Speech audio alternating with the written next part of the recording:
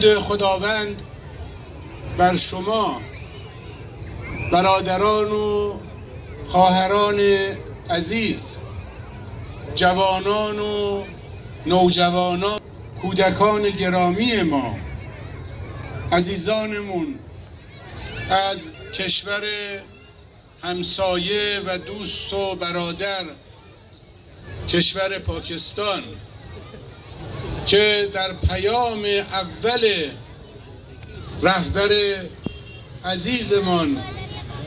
حضرت آیت الله مجتبی حسینی خامنه‌ای